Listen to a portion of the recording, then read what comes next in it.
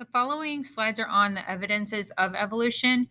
Our first one is the fossil record. So these are derived traits versus ancestral traits. So the difference derived is newly evolved features like feathers that don't appear in the fossils of your common ancestors. And then ancestral are primitive features like teeth and nails that do appear in fossils. The second evidence is comparative anatomy. Something called homologous structures are very similar structures inherited from a common ancestor. One example could be limbs. So each limb is adapted for different uses, but they all have similar bones. So if you look at the picture here, the human, horse, cat, bat, bird, and whale, they all are kind of color coded with which bones are similar.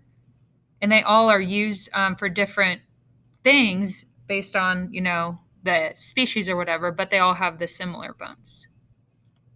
You can see like fingers and stuff like that in the different ones too. Vestigial structures are those structures that are reduced forms of functional structures in other organisms. So this means like when they don't have a function in a species, we don't really need them. They can become smaller over time and essentially are lost. One example for snakes, and then like the skeletal structure and stuff are reduced hind legs. And the appendix is also an example of this.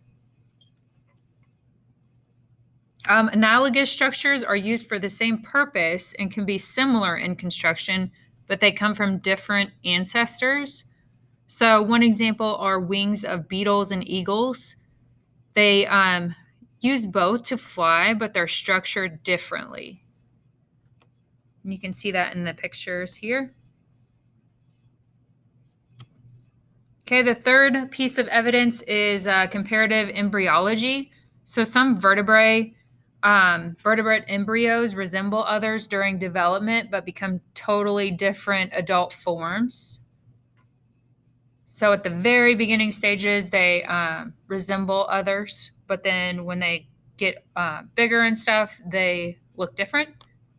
And then number 4, comparative biochemistry. These are similarities in DNA, RNA, amino acids, and other proteins.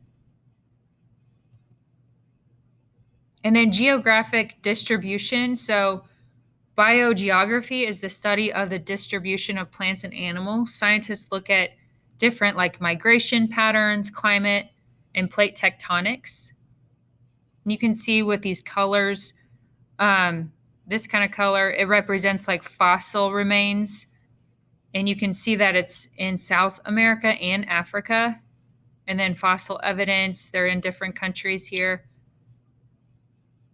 And that's kind of evidence of that plate tectonics.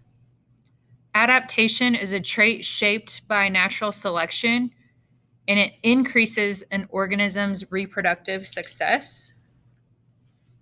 And then fitness is a measure of contribution a trait makes to the next generation. So how much of it goes on to the next generation. Okay, I think this is the last slide. Genetic drift, that with natural selection, mutation, and migration are basic mechanisms of evolution. And in each generation, some individuals leave behind a few more descendants and genes than other individuals.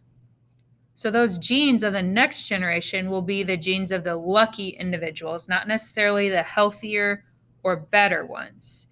That, in a nutshell, is genetic drift. It all happens to all the populations, and then there's no avoiding it either.